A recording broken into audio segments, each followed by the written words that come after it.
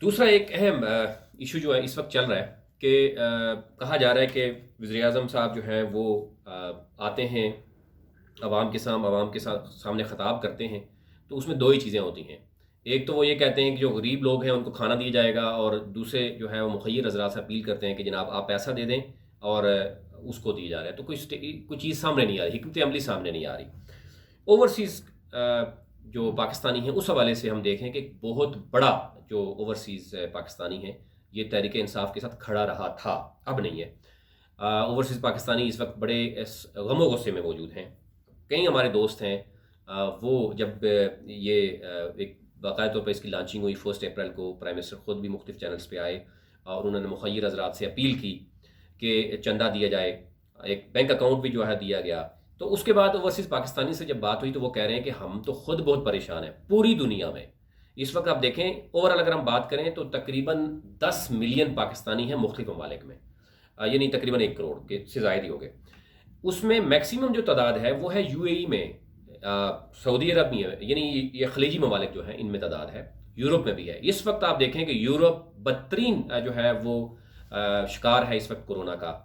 امریکہ کے حالات دیکھیں آپ، برطانیہ کے حالات دیکھیں۔ برطانیہ میں 4 مسلم جو ڈاکٹرز تھے انہوں نے جو ہے وہ بھی جاں بحق ہوئے کورونا کی وجہ سے۔ اس وقت اوورسیز پاکستانی خود پریشان ہیں، وہ کہہ رہے ہیں کہ ہمارے کئی پیارے جو ہے وہ اس کی موت کورونا کی وجہ سے ہوئی، ہمیں سمجھ نہیں آ رہی، ہماری ڈیڈ باڈیز کہیں اور پڑی ہوئی ہیں، ہمیں حکومت کیسے سپورٹ کرے گی؟ حکومت کہہ رہی ہے ہمیں مخیر حضرات جناب چندہ دیں گے۔ تو اس وقت تو ہمیں نظر آ رہا ہے کہ اوورسیز پاکستانیز جو ہیں وہ پاکستان سے ہیلپ کی مدد کر رہے ہیں، وہ مختلف ایئرپورٹس پہ پھنسے ہوئے پاکستانی وہ چاہ رہے ہیں کہ پاکستان میں آئیں، وہ پاکستان پہ بوجھ بنیں گے، بجائے اس کے کہ آپ یہ کہہ رہے ہیں کہ اوورسیز پاکستانی پاکستان کو چندہ دیں گے۔ پہلی بات یہ۔ دوسری یہ ہے کہ جو پاکستان میں مخیر حضرات ہیں جس میں بڑے بڑے نام ہیں، ملک ریاض کی اگر بات کروں، میاں منشا کی بات کروں، اسی طرح بڑے بڑے بزنس تاجر ہیں، وہ کس کے ساتھ تھے، کس پولیٹیکل پارٹی کے ساتھ تھے، آپ بخوبی جانتے ہیں۔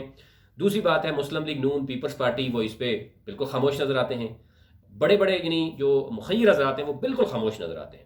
تحریک انصاف کی چند لوگ ہیں جیسے جہانگیر ترین ہے، علیم خان ہے، وہ اپنی جو حد تک جو کچھ کریں گے وہ اس حد تک کریں گے۔ لیکن اس وقت جو اس سے پہلے کی پوزیشن تھی خان صاحب کی، وہ اور طرح کی پوزیشن تھی۔ اب وہ پرائم منسٹر ہیں، اس سے پہلے وہ کھل کر جو ہے وہ چندہ جمع کرتے تھے، لوگ ان کو دیتے تھے، وہ اوورسیز پاکستانی بھی دیتے تھے کیونکہ پاکستان میں مسائل تھے، اوورسیز پاکستانی خوشحال زندگی بسر کر رہے تھے۔ یہ دنیا کی سب سے بڑی وبا ہے اس وقت، اور سب سے زیادہ اوورسیز پاکستانی جو ہے اس سے متاثر ہو رہے ہیں۔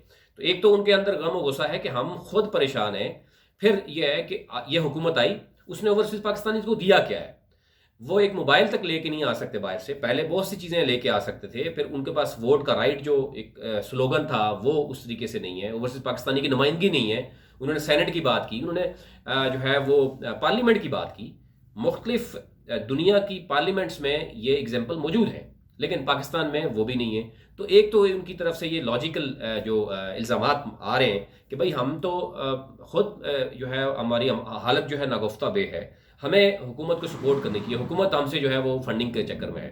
اور یہ تو بہت بڑا ایک صورتحال جو نظر آ رہا ہے کہ وہ کیا ہوگا کہ اوورسیز پاکستانی اگر فنڈنگ نہیں کریں گے، مخیر حضرات جو اسلام پاکستان میں بیٹھے ہیں وہ نہیں کریں گے، اوپر سے ٹائیگر فورس بھی بن رہی ہے، آلدو کے بہت سے مخیر حضرات ہیں اپنی مدد آپ کے تحت کام کر رہے ہیں، جماعت اسلامی اس وقت اپنی مدد آپ کے تحت کام کر رہی ہے، کئی اور جماعتیں ہیں اپنی مدد آپ کے تحت کر رہی ہیں، لیکن حکومت کے ساتھ مل کر وہ کام کرنے کے لیے تیار نہیں ہے۔ یہ ایک افسوسناک صورتحال ہے جو کہ اگر مسلم لیگ نون، Peoples Party, P T I, تمام پولیٹیکل پارٹیز یہ ایک پلیٹ فارم پہ رہتے کہ صرف ہم نے کورونا کے جو متاثرین ہیں ان کے دیکھ بھال کرنی ہے، ان کے کھانے کا انتظام کرنا ہے، تو شاید یہ ہوتا۔ لیکن آج بھی اپوزیشن الگ نظر آتی ہے، اوورسیز پاکستانی الگ نظر آتے ہیں، موجودہ حکومت الگ نظر آتی ہے، اور ایک سچویشن ہے۔